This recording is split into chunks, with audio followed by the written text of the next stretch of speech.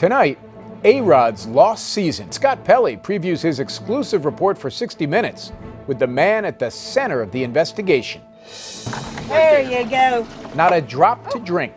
Chip Reid on the hundreds of thousands of West Virginians in their third day without usable tap water.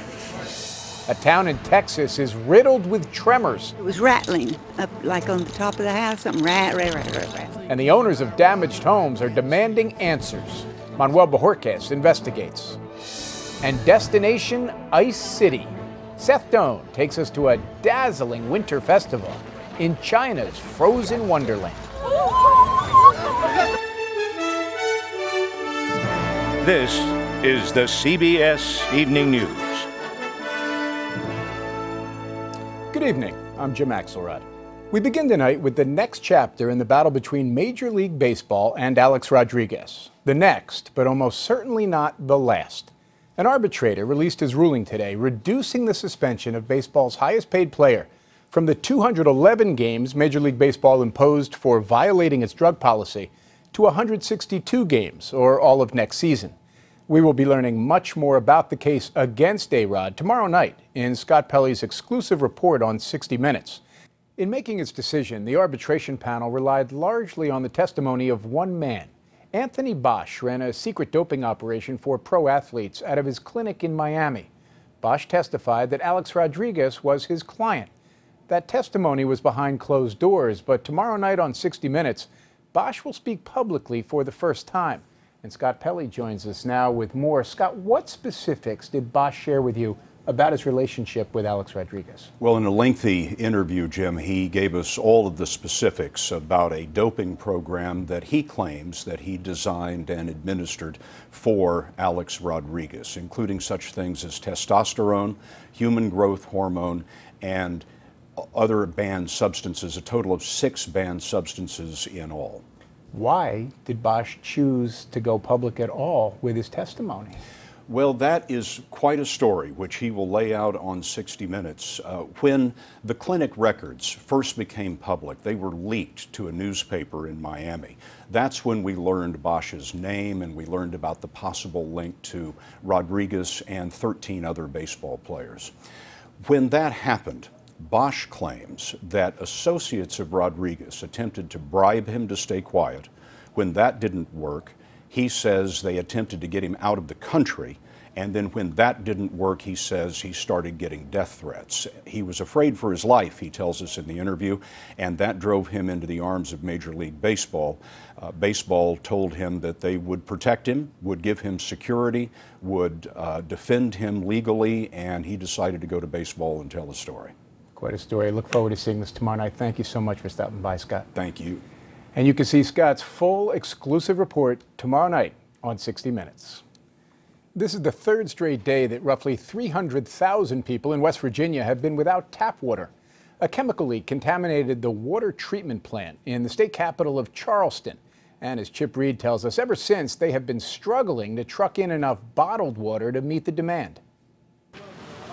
At a water distribution center in South Charleston today, they were handing out only 1 case of bottled water per car to conserve limited supplies. Teresa Schultz said the worst part is the stress. It is, and have to go to work and try to shower and... Right. Yeah, and not knowing how long it's going to last. Right. Days, weeks, months, who knows? General James Hoyer with the West Virginia National Guard said today it's too early to say how long. This is a large system, and it requires a significant amount of testing and sampling to ensure that we get the data that's needed for those experts to then to be able to make a decision as to when the system can be brought back into use. But a spokesman for the water company said it will be days, not weeks. Public health officials say there are at least 73 confirmed cases of adverse effects from the leaked chemical, which is used to process coal. 5 people have been admitted to hospitals for observation.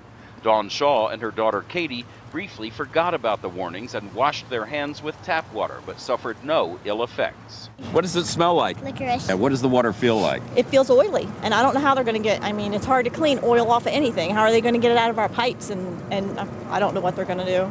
Federal agencies have delivered 1.4 million liters of water, with another 1.6 million on the way. Much of it is being handed out at local fire departments. Terry Baldwin says with all that water, there's no point in worrying. I think we just need a positive attitude, and we're going to have water. We're going to have water. You're taking it in stride. That's all you can do. What else you supposed to do, get mad at the world?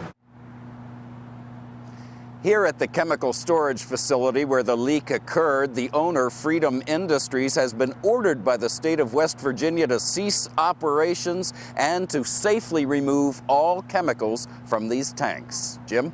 Chip, thank you very much. There is a fierce storm sweeping its way across several states in the South. In Georgia, a line of powerful squalls flooded streets and toppled trees, leaving thousands without power. High winds stretched into North Carolina, where trees are down and power is out for many more. The government of Iraq said today at least 60 people have been killed during 2 weeks of fighting between government forces and what it describes as al-Qaeda-linked militants in the cities of Ramadi and Fallujah. Police and some local fighters are making advances, and they claim they have now retaken 2 neighborhoods in Ramadi that had been held by rebels. Elizabeth Palmer is in Baghdad for us tonight. Liz, how bad is the fighting there? Well, we know that the Army hasn't moved in the thousands of soldiers it's got on alert in the area. There are Iraqi special forces operating inside the town, and there have also been airstrikes in the last 24 hours on what the government says are al-Qaeda-linked militants. The question is, how many of them are there? A man who studies these armed groups for a living tells us the best estimate is between 800 and 1,000. They are loosely affiliated with al-Qaeda principles, but they're all Iraqis. They're local men. And what exactly are they fighting for, Liz? They say they want a fundamentalist Islamic state set up in Iraq. Well, that's just not going to happen. So they seem to want to provoke the next best thing, chaos, which would allow them to continue to operate. It's just not clear how the government can respond except politically, because if they send the army in en masse, they're going to meet huge resistance, not only from the al-Qaeda-linked fighters, but the local people who are furious with the government. They're Sunnis, and they say this Shia-led government hasn't given them a fair shake. And if the army comes in, they're going to pick up arms, and it could get very bloody indeed. Elizabeth Palmer in Baghdad, thank you.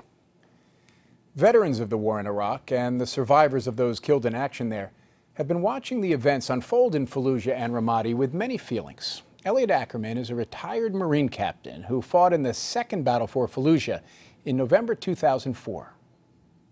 I look at the streets of Fallujah, I'm almost like an expatriate of that city because, I spend time thinking about it still.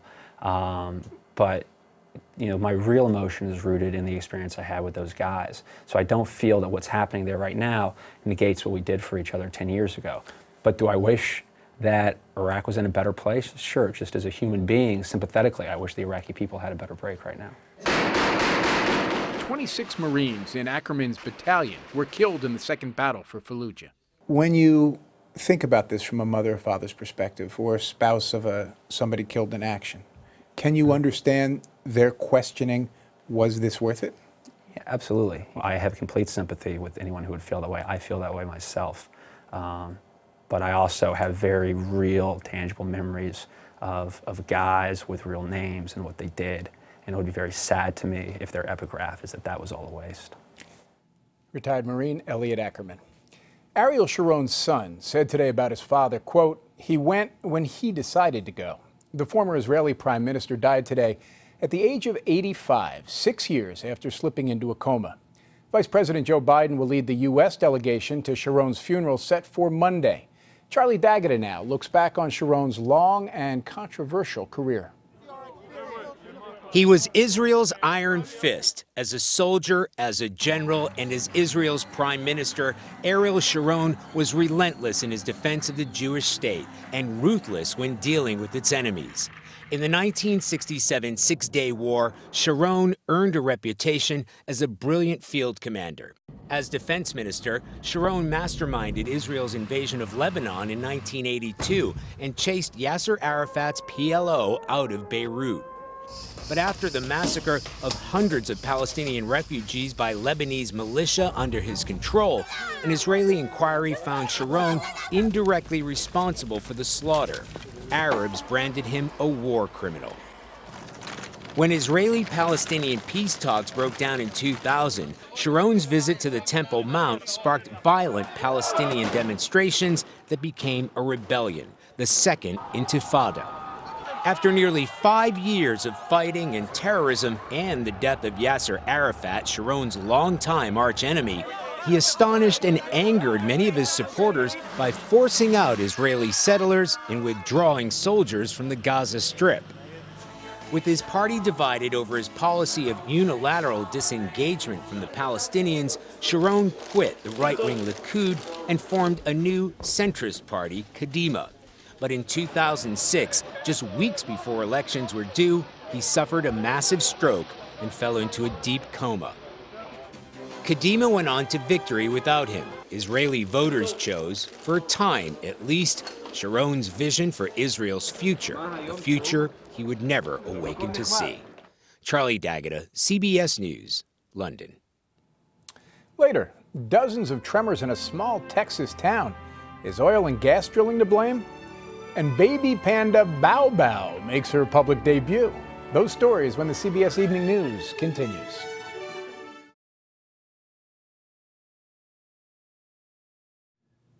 Dozens of tremors have been rattling a small Texas town about 50 miles outside Dallas. As Manuel Bojorquez tells us, it is raising new questions about the effects of oil and gas drilling. Your home is unlivable. It's unlivable, right. Melanie Williams says the pipes in her home keep bursting, even after repeated repairs. The house creaks and settles. But last fall, Williams says she felt something stronger. I'm like, earthquake? Could this be the reason that I'm still having this issue after making the repairs that I've had to make? She's not the only one asking questions. Earthquakes have become the talk of the town. It was rattling up like on the top of the house, something rattle. It felt like somebody hit the table and moved the table. Then all of a sudden I said, wait a second, my chair moved too. So what was that?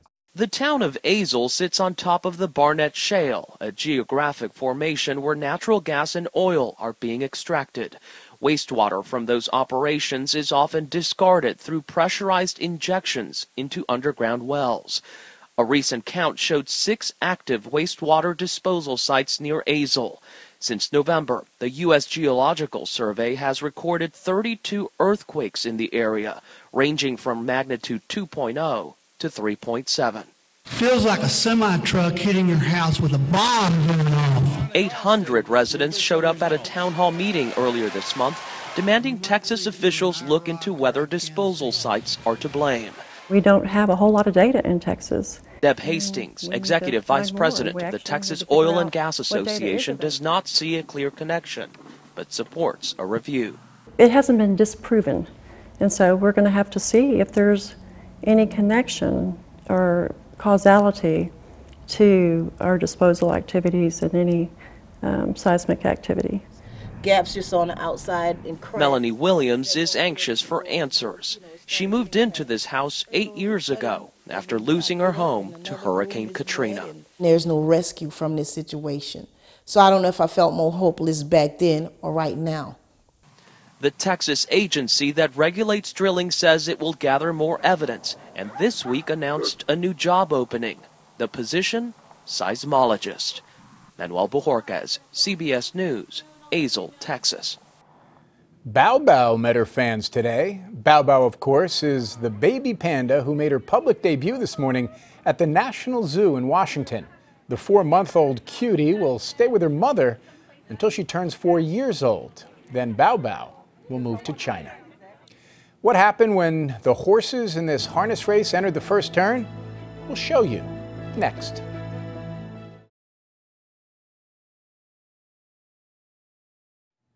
We have a crash to show you at a horse racing track that's noteworthy because it involves a car.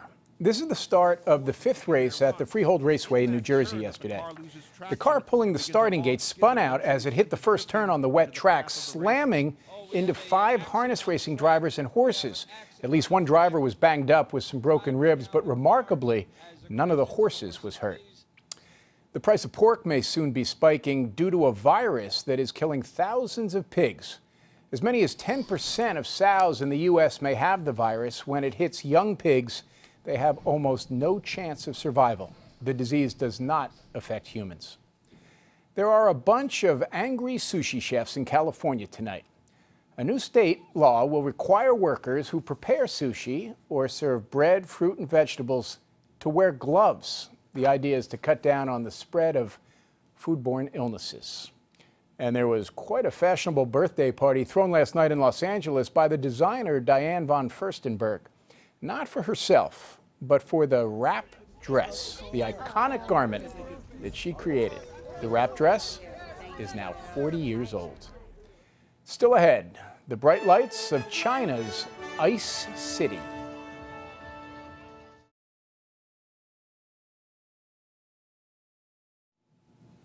Among the least popular words this week were polar and vortex. So we want to close with a reminder that we are not alone dealing with frigid weather. Seth Doan visited Harbin, a city in China whose own brand of polar blast attracts visitors.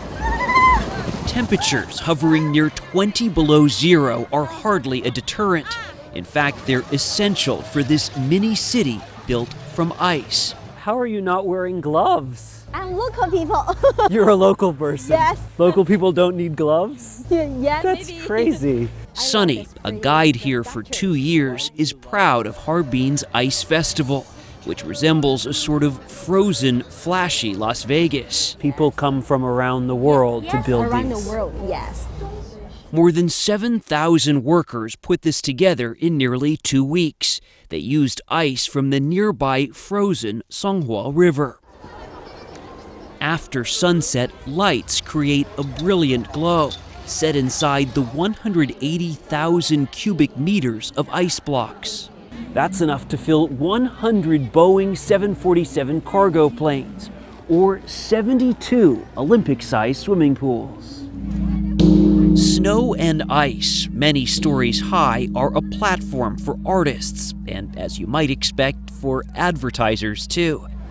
This multi-million-dollar spectacle provides some pleasing headlines for Harbin, a city better known for its pollution and the airpocalypse that closed schools in October. And what do you think? These days, tourists, including Alex Clark and Kristen Ng, pay to be here, $50 apiece. I didn't know what to expect, but it's blown any expectation that I could have had out of the water completely. Clark, an Australian, notes it's summertime back home, not here. Everything is cold, no matter how many layers you put on or whatever you do.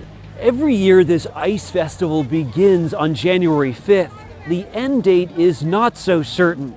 That depends on the temperature. Ultimately, everything here will just melt away. Seth Doan, CBS News, Harbin, China. And that's the CBS Evening News for tonight. I'm Jim Axelrod in New York. For all of us here at CBS News, thanks for joining us, and good night.